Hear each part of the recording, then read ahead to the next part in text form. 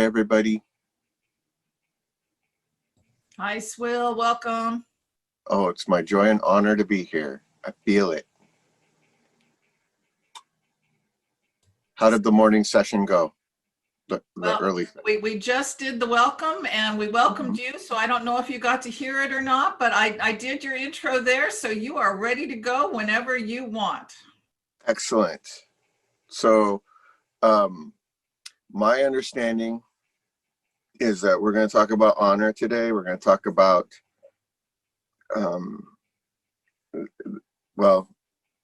service, the importance of service. I'm gonna just, we'll talk about what we talk about. Let's just talk. I want to start talking.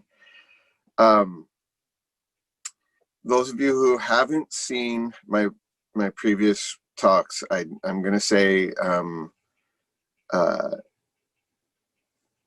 that I have a core belief, and that is that honor is the pipeline that love flows through.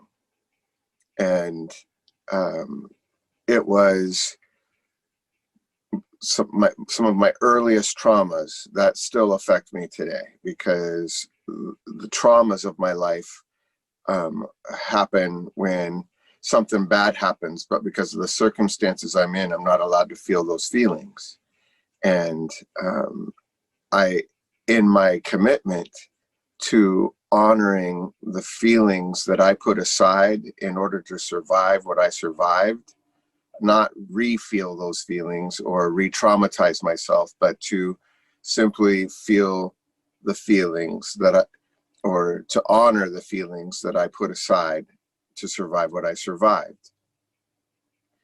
So how I feel my feelings has been a very important part of serving my discipline to others. So I'm going to give you an example. This was a gift. It's my coffee mug. It was a gift from my granddaughter. It's Mr. Grumpy from Disneyland, and it's on the other side. It has words, and I don't know if she read those words when she was old enough to read those words, but it says on there, "I hate mornings." And every morning when I have my coffee,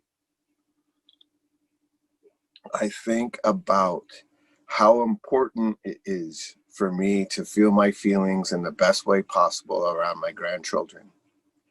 And if I can do that on their behalf, then I'm going to do that for my benefit as well. So feeling my feelings is an act of service. Feeling my feelings in the best way possible is an act of service. And even my grandchild knew that I was a grumpy person in the mornings. And she knew that the answer to that was a good cup of coffee.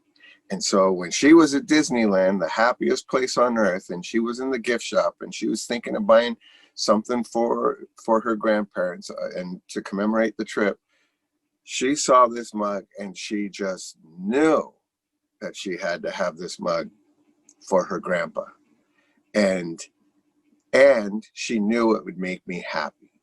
And I am honored by that.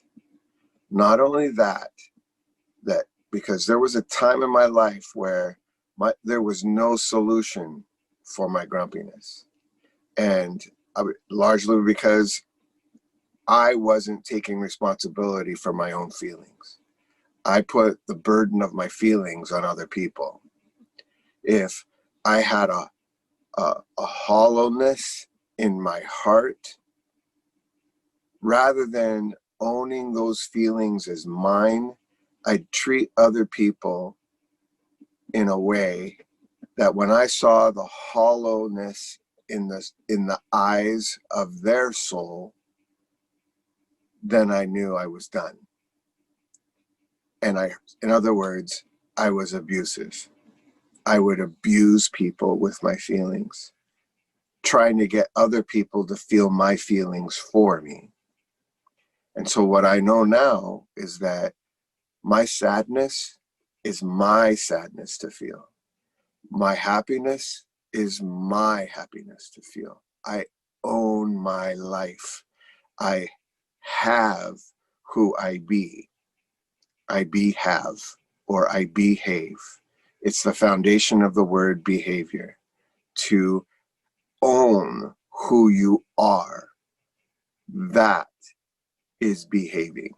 When I misbehave, I'm not owning who I am, and I project that onto somebody else. So I drink my coffee, I swallow, and I love it. It's a service to all of humanity when I take ownership of my feelings and drink my coffee. That's part of what I want to say, is that there was a time when I was a drill sergeant in the US Army, and I used to make my trainees, actually this was even before I was a drill sergeant. I was just teaching trainees how to fire the M16, and on something called a weaponeer. And I used to give words, I'd say things, and I was, even way back then, I was a wordsmith, really into words. And so every once in a while, I'd say something that someone didn't understand. And so I had these little pocket dictionaries. They were camouflage pocket dictionaries, about so big. They were just little itty bitty dictionaries. And I'd make them carry them in their pockets if they're going to be hanging around with me, for a while. Then that way, if I used a word they didn't understand, they could look up the word, and I'd say, go look up the word. And there was a moment where I saw a group of trainees, and they were just going through the motions. They were just doing the bare minimum. I don't need to do more than that. I just need to, enough to get through basic training. And I appreciate that their focus on the objective in that regard. But I also told them that they could be a soldier, but there's almost anyone can be a soldier. It's about being a powerful soldier. So they said, so Specialist Marshall, what do you mean by powerful soldier? And I said, look it up. And so powerful wasn't in that little dictionary, but the word power was. And the definition of power was authority and control. And what do they mean by authority? Look it up. And I looked up the word authority, and it said, authority is the product of service. An example was the Port Authority. And if you've ever been to New York, I guess it's a service that the city of New York provides. The Port Authority, it's where all the buses come together and all the trains and it's a transportation hub, and it's a service that the community, that the city provides, the metropolis provides. And so I recognize that empowerment has a lot to do with service. But then they said, what do you mean by control? And I was going through a divorce at the time. So I said, don't even bother looking that word up. Control's an illusion unless it's your discipline. So that meant that in that moment, power is the service of one's discipline.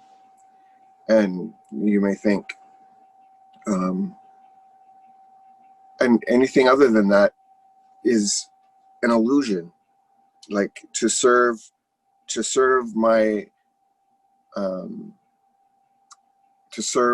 position, or that's almost oppression, rather than to serve my discipline. So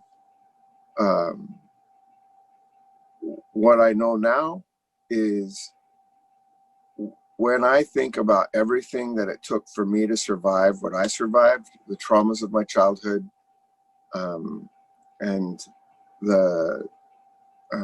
my own thoughts that I have about myself, what it took for me to survive, my thoughts about my relationship to the rest of the world, those thoughts, I can change in my discipline. And that's pretty much what I wanted to say about that, is that inside you is a special authority, a special service that you can provide to yourself and to others that will help you survive any moment. And that is what power is. That is what self-empowerment really means, is that reach inside yourself and serve with power your life experience to others. Serve with power, with authority and discipline to others. You take your power and you empower others. And that's the core of what I wanted to say about that. And I want to give you an example of that in some music. This is my violin. This was made by Dorothy Smith here in Bellingham, Washington. It's a beautiful instrument. Ooh, ah. And she lived her whole life for this, to make this violin for me. And inside this violin, on that stain, that beautiful stain that she has in that wood, that violin, this violin, was stained with a pigment from the core of an old growth cedar tree up near Mount Baker. She had me go up there. When I was talking to her about what color I want it to be, I said I'd like it to come from that. And so I went up to the mountains to an old growth tree that fell, and I pulled some cedar out from inside it. We ground it up till it was a pigment, and then she worked it into clay from the state of Oklahoma, and worked that into the stain. And that's what this violin is stained with. So it honors myself as a Native American in a way that most people would never even see, right? You just wouldn't know that that's why this violin is this beautiful color, that it comes from the soul of my ancestors, and it's in this instrument, and it's a beautiful thing. Her power, her service to my vision, and to honoring my vision, has empowered me with this instrument. And so I'm going to share it with you right now.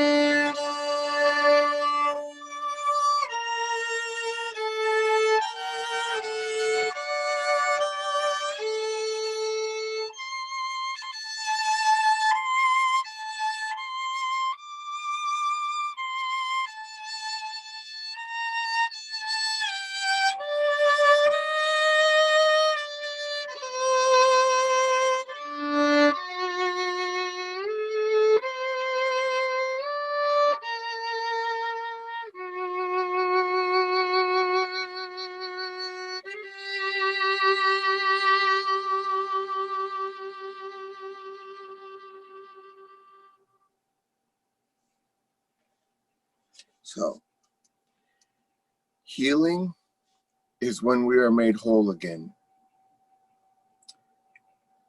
The honoring of a vision, purpose, clarity, understanding of the maker, and all the people that have helped me to be a violinist from 4th grade, Silver Beach Elementary School until this very moment. All of that has helped me to be a part of the whole that heals. Your purpose in being involved with this organization helps people to be a part of the whole again, the whole of community. That is healing. So I implore you, please continue to honor your vision for the future. Be present to the honor of others, whether they see that honor or not. Be present to their potential for honor in their lives. And together, we can change the world. Are there any questions?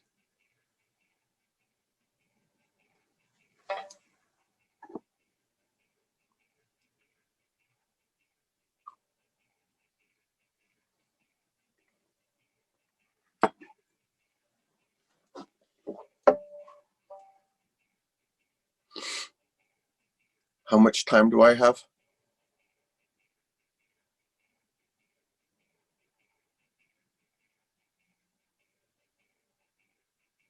Uh-oh. Are we still there? Yeah, hi, Swell, I'm here. Okay, you're still here. You have until 10:30. Oh, awesome. Put your tap dance shoes on. Oh, I got it. So, Heather, can I ask you a question, Heather? Yes, sorry. Okay, good. I just want to know how what I said affected you. I can relate to what you're saying. I have past traumas, but I can't let them get hold me down anymore. And the way that you played, it was just so beautiful. Like, you know, when you get goosebumps when someone sings, like that's the kind of, your music just touched my soul, and it's just it's so powerful. Music is so powerful, and I love that, you know, you got to like this talking about how important your violin is and how, you know, you went to the creator and you got the wood. It's just phenomenal. It's a beautiful story, and it's so impactful because it, you know, you're going back to like your roots, and then you have a piece of like a musical instrument to relate that to. It's wonderful. Thank you. You're so welcome.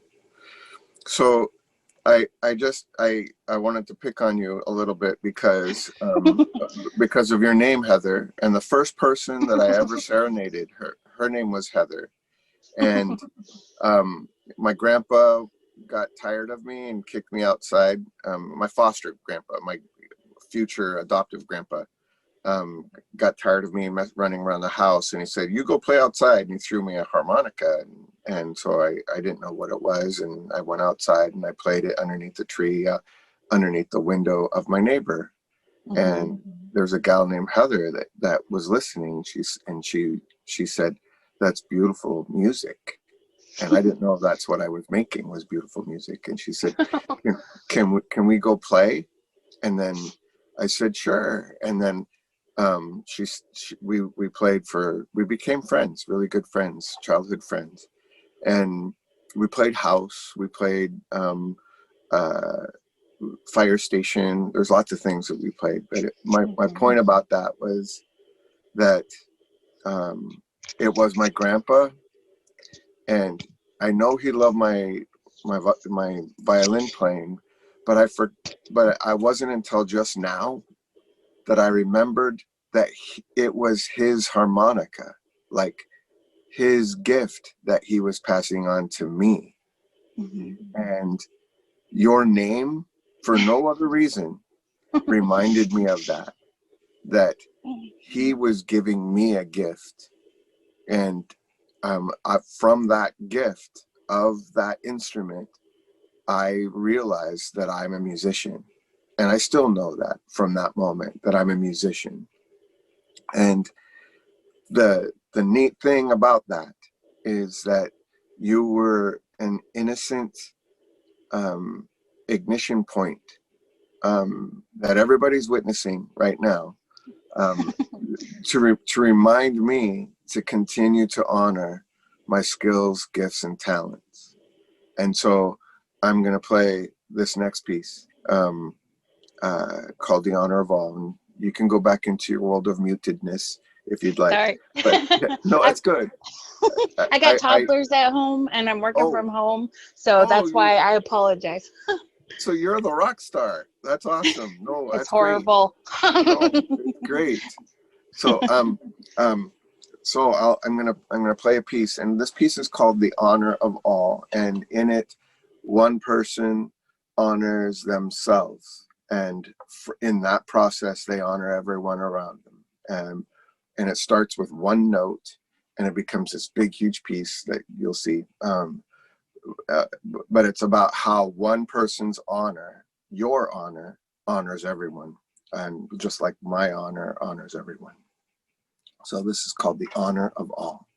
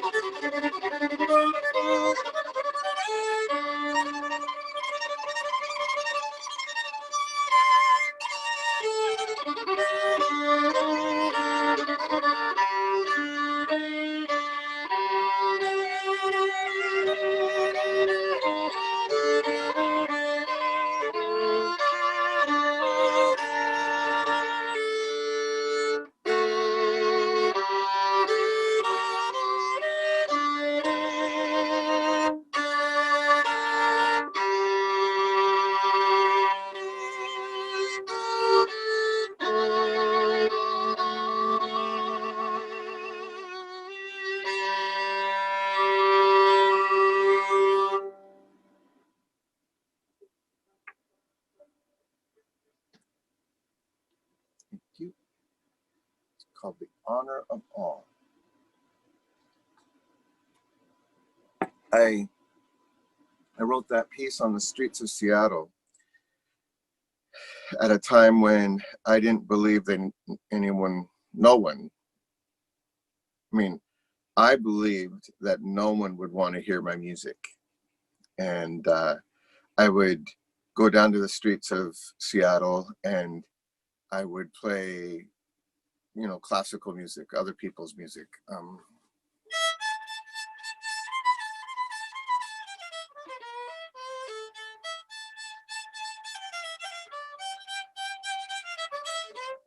Vivaldi, or I'd play, let's see, yeah.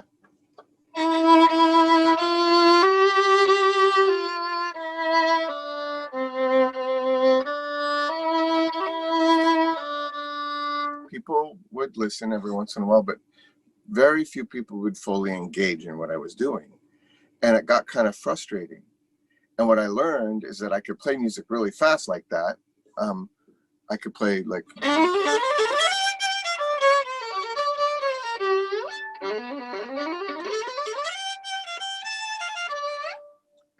to show off my virtuosity. But it was when I would get tired of no one listening and I just make up a piece and I just play.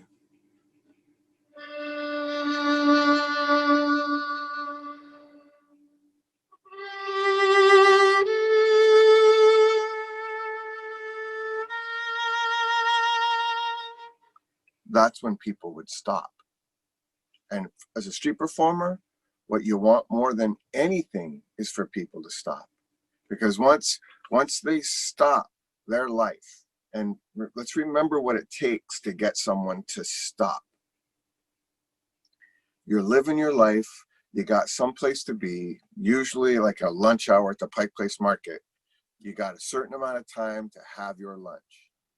And if you can get someone to stop in the middle of their scheduled life, then that's something significant. And usually you're rewarded for that, like with a tip, like, or some kind of exchange, word wise. And that improvisation that started street performing ended up being a piece, a composition where the energy of one person, myself, would get someone else the other strings, or you know, some other interaction to become a part of the whole. And to me, that's when I began to realize that the honor of one, just don't play what other people ask me to play, but play the notes that I want to play, that are on my heart to play. That serving that to the community, here we go with service again, was powerful. To serve from my core truth about my feelings, my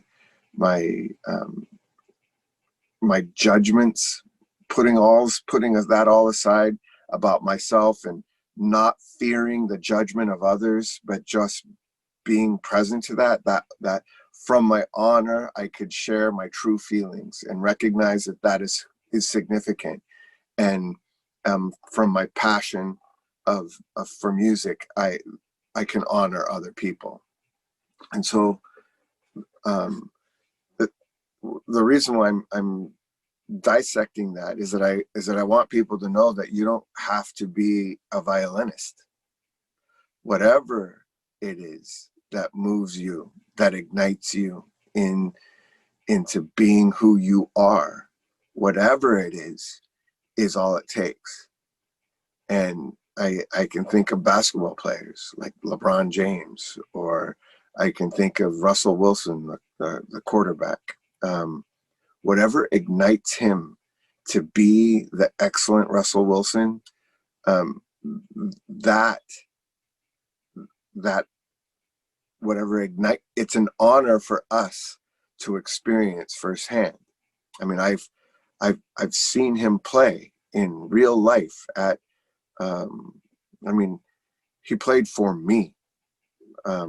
I was sitting on the 10-yard line when he threw a perfect ball straight right, like from where I was sitting and where he was like 50 yards away from the end zone, and he threw a ball all into a sea of Green Bay Packer uniforms, and the ball was perfectly aligned. And of course, that's where that was called the Fail Mary or whatever everybody said that. But no, I saw it. He caught it, and it was a touchdown, and the crowd went nuts. I mean, along with me. It was an honor and a powerful moment for me to witness that skill set that he had. And I compare that to what it is to hear a violinist play, someone who's lived their whole life for a moment on a stage. I compare that to a ballerina dancing, to someone, a police officer being there at that very special moment in someone's life where they can help them to see that their life is worth living as a true service to our community. And I'm thinking about that because there was an officer in Seattle who stood up for me. And I've had bad moments with the police. I mean, I've been detained or guns pointed at me 9 different times, but this was a different time. There was someone who was works for the sheriff. He was a deputy sheriff. He came up to me while I was street performing in the Metro bus tunnel, and another police officer came up and kind of intervened and said, "Yeah, he's got a permit to be here. Do you see that permit?" And the sheriff was like, "How do I know that wasn't just printed up?" He goes, "Because I know him, and he's permitted to be here, literally by King County, to be here." And he showed him the permit and the permit number and everything. And he basically stood up for me and said an important phrase: "I know him." And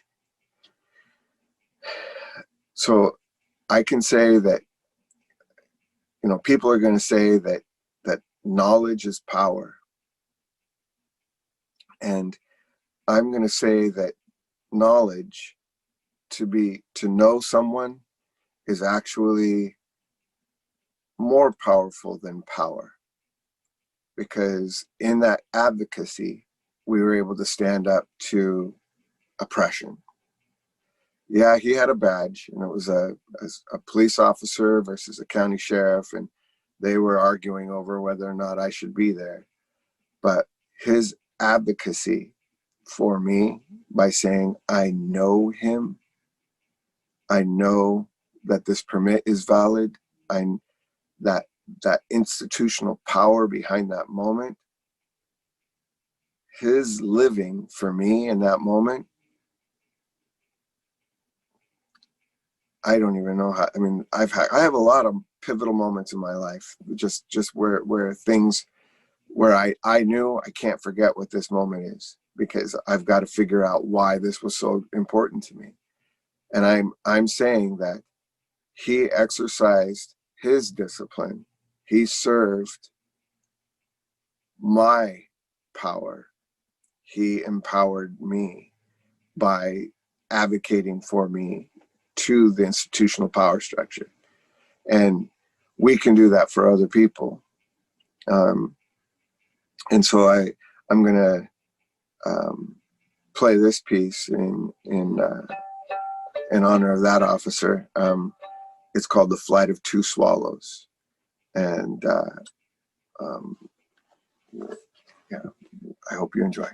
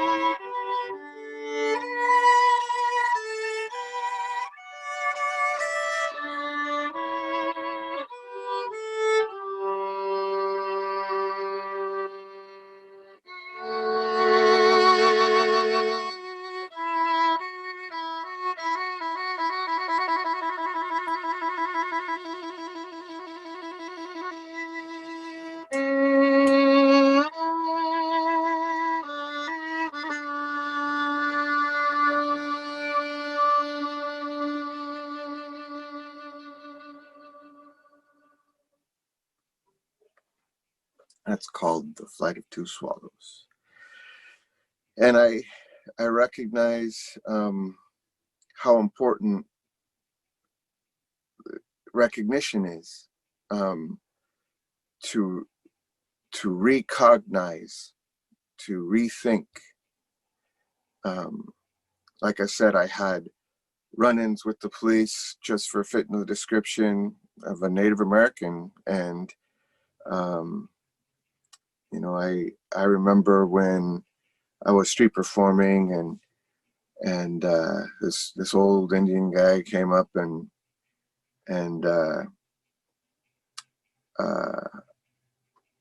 put a little carving in my violin case, a wooden carving of like a little totem pole. And he pulled out $20 and put that carving in there. And he goes, "You can sell that for whatever you want. I'm just going to take this." And I was like, but, and I was like, I felt like I was being robbed.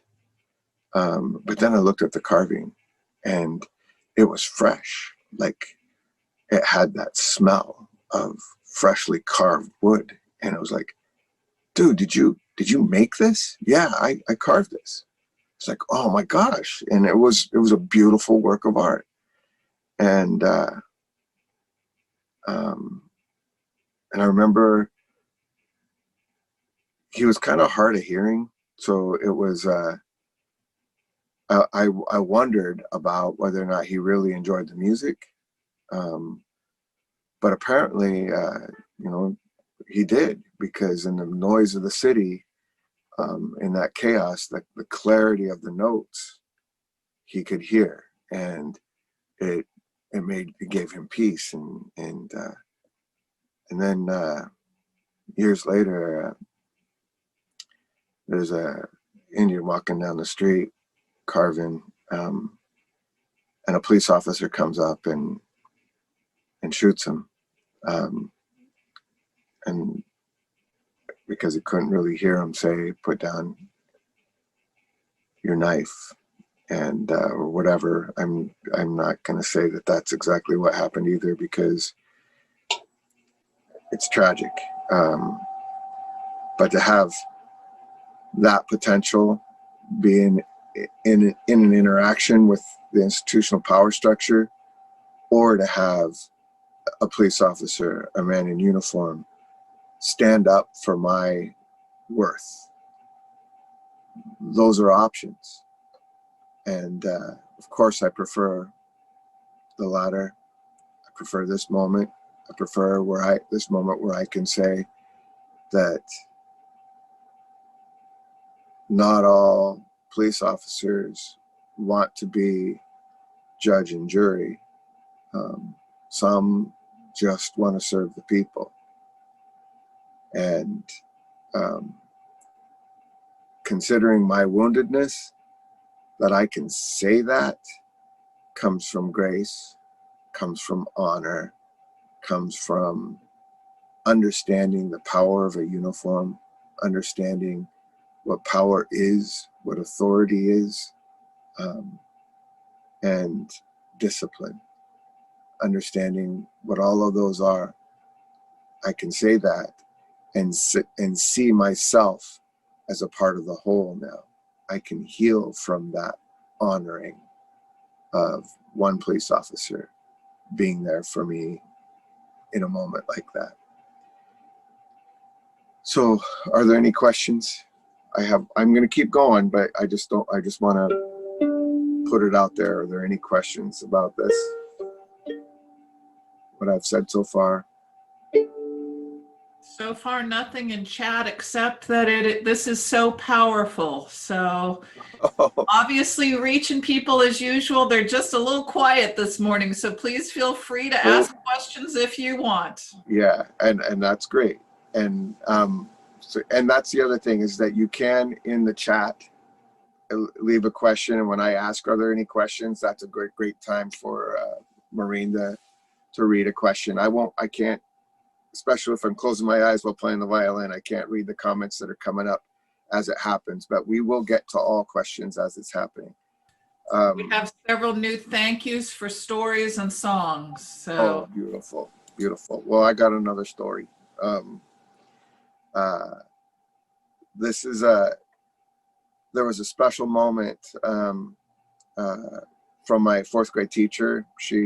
Her name's Kathy Dorr. She stood for me, recognized my honor, every element of honor, my truth, my feelings, my significance, and the passions that I act on by my own volition.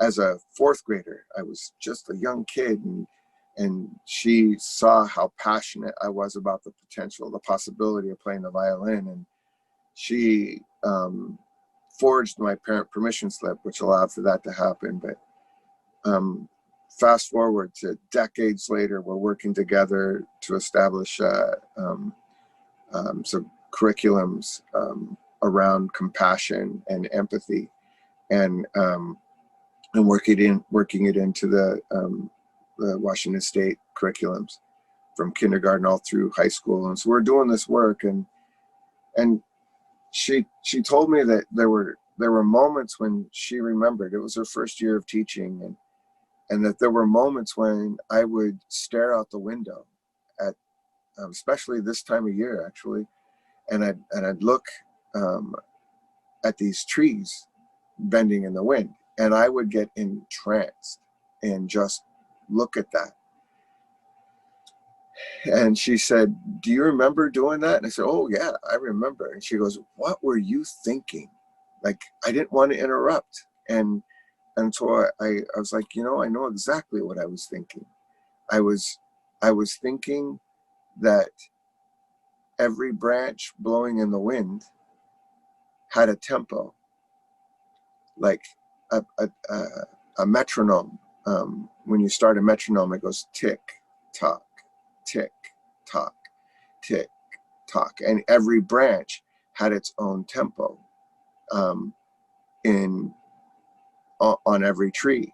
No matter how hard the wind was blowing, if it was just barely blowing, it would go tick, tock, tick, tock. But if it was blowing hard, it would go tick, tock, tick, tock. It would have a regular tempo. And I would sit there and I'd stare at that, and I would hear music while I'm looking at those trees. And it would sound a lot like the wind blowing through the trees. And I really thought about that a lot as a child. Like, when I'm walking by telephone wires and they're singing a song, am I hearing the wind, or am I hearing the sympathetic harmony of the telephone wire? And when I listen to the wind blowing through the trees, am I hearing the wind, or am I hearing the sympathetic harmony of the tree? Am I actually hearing the tree? And you know what? It's true. That's what we're hearing. When we hear the wind blow through trees, we're not hearing the wind. We're hearing the tree, that resonance within the tree. Every branch has a beat to a song. Every leaf has a melody, and the whole thing, the whole tree every tree is its own symphony in a windstorm. And so, and I was able to explain to her that I didn't have words for that understanding. I didn't have, and I didn't have it all figured out yet. But in fourth grade, in her classroom, I had the freedom to go into my little world, my little mind, and dwell on those things. And so I wrote a piece about that, about every branch of a tree having a beat to a song, and every bird in a tree had its own melody. And my job was to just play along. And so that is the foundation of this piece. It's called Abord Andante. Andante is a musical term for not too fast or not too slow. It's just andante. And so that's what this piece is.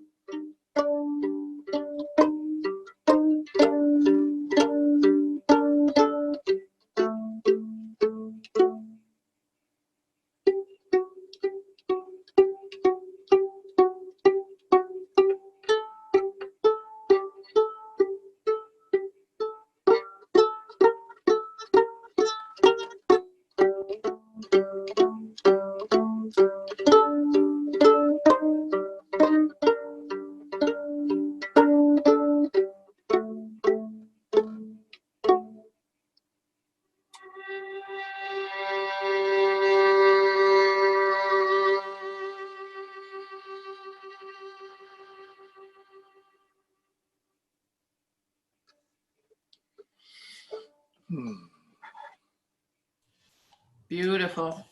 Thank you very much. That's aboard Andante. Andante, andante. Mm-hmm. Any other questions? Comments?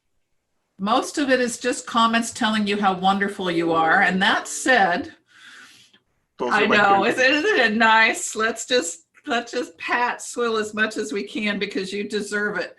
Thank you. I want to ask you a question since there is some focus here still on how we serve people who serve and sacrifice to protect our freedoms and their families.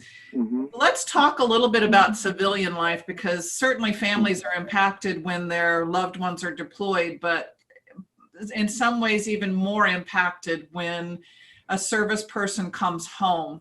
Right. And that transition from having a very, very structured life, And being hello, to maybe having to rethink many things in how they structure their days and their weeks and their months and their years. What can we do to serve people who are having difficulties transitioning back into civilian life from the military? Well, not every person that served is a violinist or a poet or a storyteller or has any idea about. Not every one of them is focused on expression. The truth is, I joined the Army because to me it was the most honorable way for me to kill myself. And I remember a therapist saying, then you're all about honor. And that was an important understanding for me to carry, because if I am about honor, then I could live my life about honor, not just die with honor. I can live with honor. Service members, whether they want to admit it or not,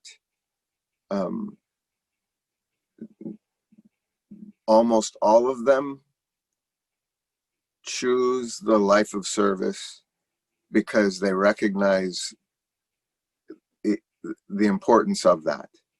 And the neat thing about that is that when they're done serving, they don't have to be done serving.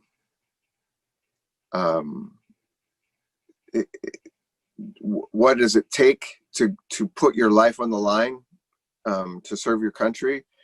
It takes a lot of courage. And I'm going to say courage is, I mean, the root of the word courage is the core, your heart. It's the timelessness of that desire. Courage is, that's what courage is. It takes courage to serve. It takes courage to serve service members, to be present to who they are. Because when you meet them, I'm going to make sure you understand they're stressed, because like you take a kid out of high school, 18, 19 years old, he has a certain stress level going from being a civilian to being a trainee in the military. That stress level is legitimate in that, I mean, if you look at basic training, it's a stress management course. You change everything about their life, their social structure, when they eat, when they get up, when they wake up, when they go to bed, the clothes they wear, everything that you know about yourself is changed. Your location, like I went from here to Fort Sill, Oklahoma, saw my first armadillo in my pup tent when I was, I mean, just like, it was stressful. And then they give you everything it takes to manage that stress. If I'm in stress and I have adrenaline flowing through, they make sure I have my water with me. I mean, that's a big deal. I mean, as a drill sergeant, that was really important, to emphasize how important it was for trainees to have their water and to make them drink their water, because adrenaline is flowing through your body, and really there's only a couple ways to get that out of your body, and frankly one of those ways is drink water and piss it out, because The other way is to sweat it out, but it's got to come through the water in your system to get that adrenaline out of your system.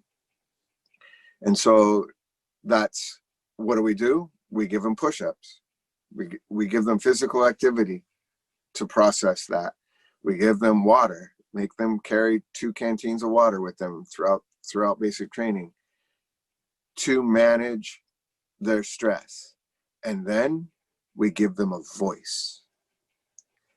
When I say, do you understand? And you say, yes, drill sergeant, I want to hear it. I want to hear you say, yes, drill sergeant. I want to hear that expression, the vibration from your core. Yes, drill sergeant. Really loud as you can. Like you'll lose your voice before you're done with basic training because you are screaming. And that's another part of stress management. That's all about this, from a trainee, teenage civilian going into the military. That stress level is outrageous. It's a whole bunch of stress, and it's designed to be that because a soldier in battle is about the same amount of stress. Everything that you change, your whole life can change in a moment in battle, and you can learn how to manage that stress. I mean, you know how to manage that stress because you survived basic training. Now, what's sad is that you've got the trainee and you got that soldier in battle, and then you've got this additional stress of changing back to being a civilian. And everything about their life has changed. Their social structure, their relationship to society, all of those things have changed. So to recognize the service of a service member, and recognize that they are under stress, and acknowledge that everything about their life has changed again, and recognize that in them is a skill set that will help them manage that. They just got to remember it. And you can help them to remember that everything you learned in basic training was a stress management course. So all those things that you know about how to manage stress in your life, feel your feelings with gusto, like yell, scream if you have to, give them space to be that, or help them to choose another way to feel their feelings. Help them find another way to feel their feelings in the best way possible. That's pretty much what I want to say about that. I'm kind of a little shocked by what's going on in my body with my feelings right now. I'm pushing feelings down about this because I'm afraid. I'm afraid. What if I tell you the wrong thing? What if I say to you something and give you this thought about the potential of triggering the traumas of a service member, and the other side of me saying, no, people can be present to them. You can be present to someone else's trauma if you recognize who you are, that you've endured traumas in your life. Every single time you've put aside your feelings to survive a moment that you survived, every single time you've changed your mind about yourself and others, you have developed a skill set that is enough to be present to the trauma of someone else. So trust in that. Be true to that. I hope that helps. I know that suicide rates are outrageous right now, and suicide rates are um, tied to the pandemic that we're experiencing, and people feeling hopeless about the future, and not wanting to feel their feelings anymore, or not wanting the numbness to end. There are a lot of reasons and triggers that can lead toward suicide in this. And I'm saying that everything I said about that, about stress management and recognizing that the soldier knows how to manage stress. They don't know that that's what they were taught, but that's what they were taught. And if you can tap into that and reach out to them, you can really help them. You can help them see or change their relationship to their future as civilians. I know that there was a belief that the honor in my life was behind me, that I will never experience honor again. The honor of being in a unit, the honor of wearing the uniform and being a part of that with someone else, that connection. I thought I would never experience that until, and I never thought that I was good enough to be called a veteran. That was a tough promotion to accept. And because, veterans to me survived the Vietnam War, and that was hell. And I survived the Cold War. But the truth is, it took courage for me to serve. And because when I signed up in the Cold War, the Soviet Union was our enemy. And it was tough.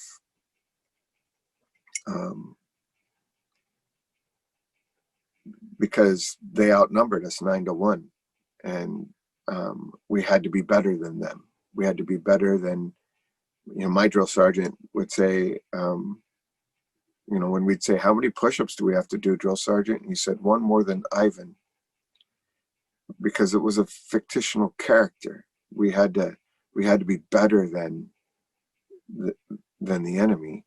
And it was scary, because who do we compare ourselves to, and how do we compare ourselves to that? And now I'm thinking, how do I feel now about being a civilian? Who do I compare myself to as a civilian? How can I be who I am while I do what I do, whatever it is that I'm doing? How can I take what I've learned from the past and apply it to the future? I think I'm doing it. I think I've learned that I can manage my stress. I can manage my my future.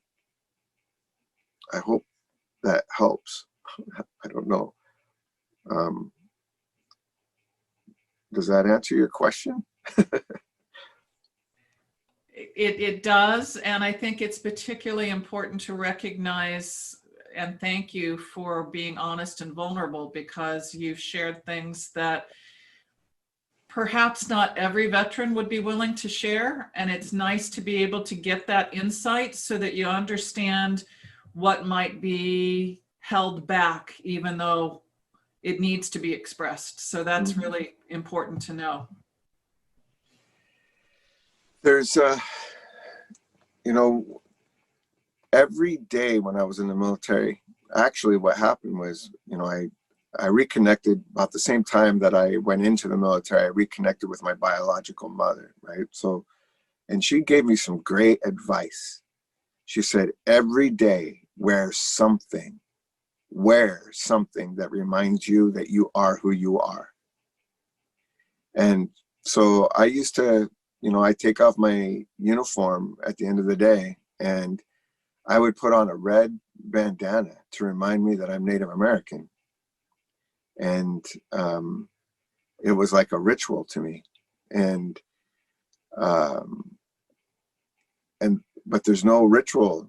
Like, how do I remind myself that I am who I am every day? And I think part of that for me is in my coffee cup, right? I'm a grandpa, right? I get to wear what's inside this, hopefully not on me, but in me, this coffee, this warmth. This is a reminder that I am who I am every single day. And I want to encourage you all to do the same. Wear something that reminds you, or have it be a part of your life every single day that reminds you that you are serving those that have served. It's important.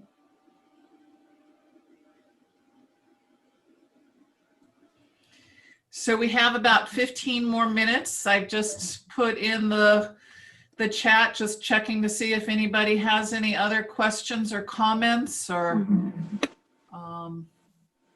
I guess my other question would be around, those of us who have not served, and you talked very eloquently about the fact we can still serve and honor and respect people even if we haven't been there, if we haven't walked a mile in their boots. How do we get our arms around survivor's guilt and what comes home in that package? Because that's a really tough one. It is a very tough one.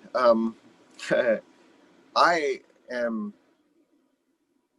first off, I want to say thank you for all the thank yous. That's important to me. I've had survivor's guilt for many reasons. As a young child, being taken into foster care, and surviving, I felt guilty about that. I dealt with that a lot. It's hard for me to even talk about that on a personal level, but the truth is that I felt guilty for having toys. I felt guilty for having clothes, new clothes that I would wear on Sundays, or school clothes, because I knew that on the res, that wasn't something that people had. And I felt guilty for having violin lessons. And because not everybody had the kind of instruction that I had as a kid. I was really blessed to have been taught by Arthur Fall, and my music teachers were amazing. Max Jones is my middle school orchestra teacher, and he literally taught me how to make a mistake. When you make a mistake, you don't quit. You don't stop. Oh man, I'm lost. I can't play anymore. And he goes, no, you look for the next opportunity to get back on track. So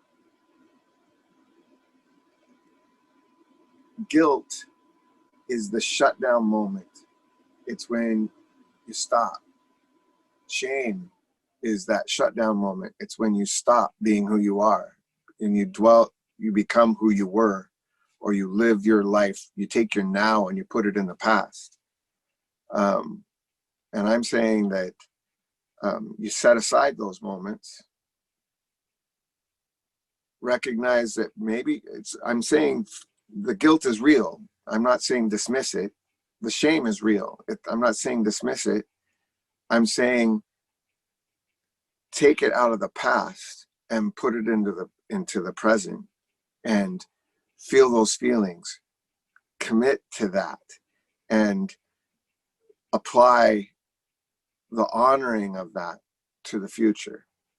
I'm trying to think of how that has happened. I'm sure I got a story in me somewhere about how that has happened. Maybe it's happening right now, because I am feeling guilty about surviving, about I remember, because I got out of the Army in active duty in 1988, and then I was in the active reserves through 90. And a lot of the people that I trained on the M16, like how to fire the M16, went to the first Gulf War, and it freaked me out because I wasn't in their unit. I wasn't there to make sure that they, did I do it right? Did I do it well enough? Did I give them what it took to survive? Because firing the M16 is so much more than, it's the first weapon a soldier is trained on, that and the hand grenade. And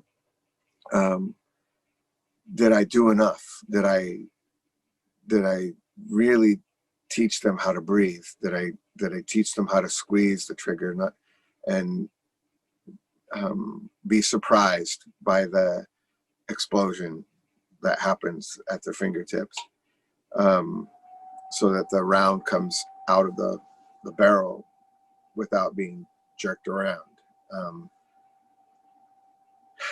Those thoughts, did I do it well enough, haunted me. And no one prepared me for that. No one told me that that was going to happen. And it led down a pathway to depression, and to the point of surviving suicidal thoughts and suicidal actions. So I would say that it's important to get to that point where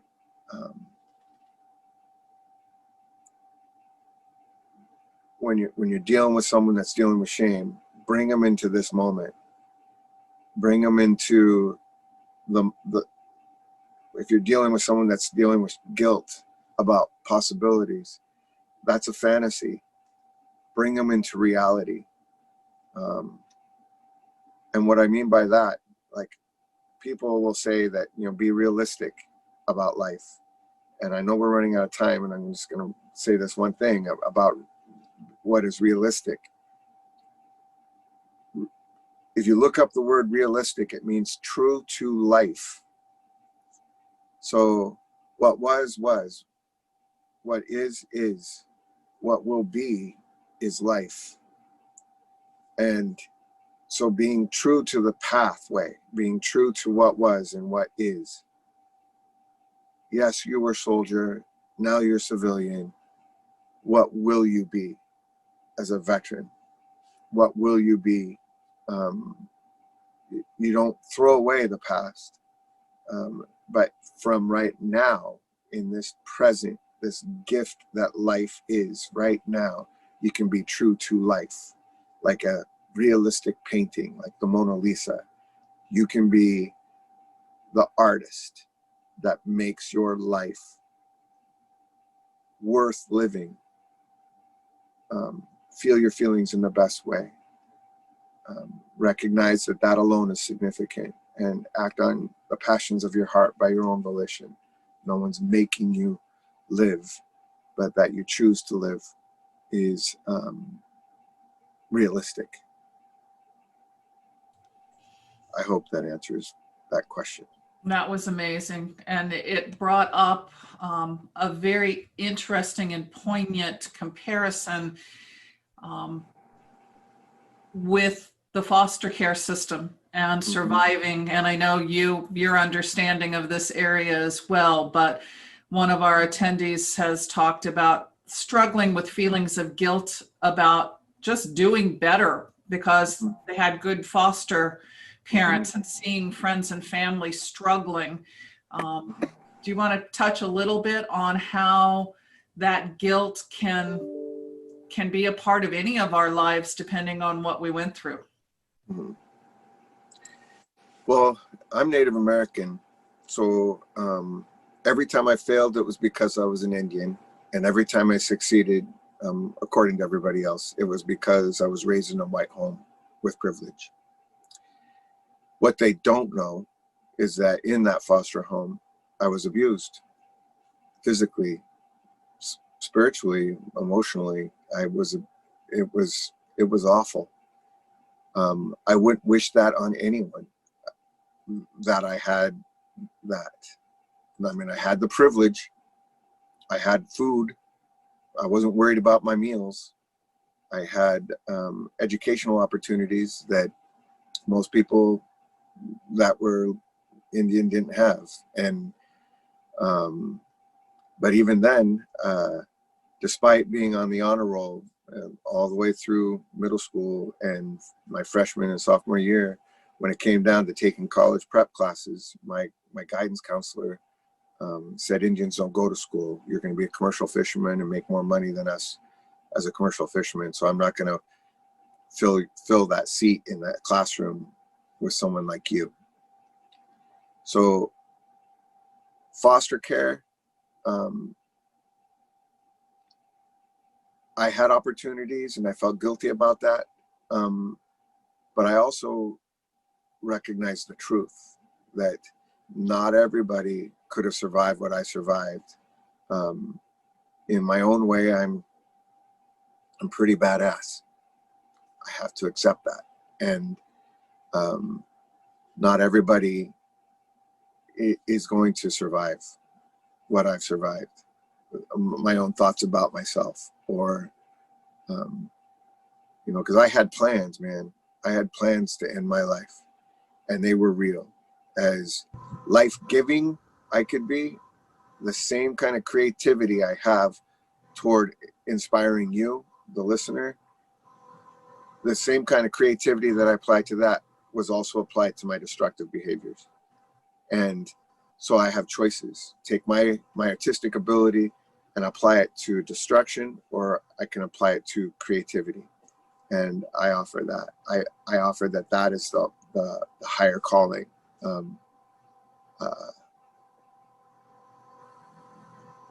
That's what I want to say about that and foster care and all that kind of stuff. It's a tough one. We could talk for days on this, I think.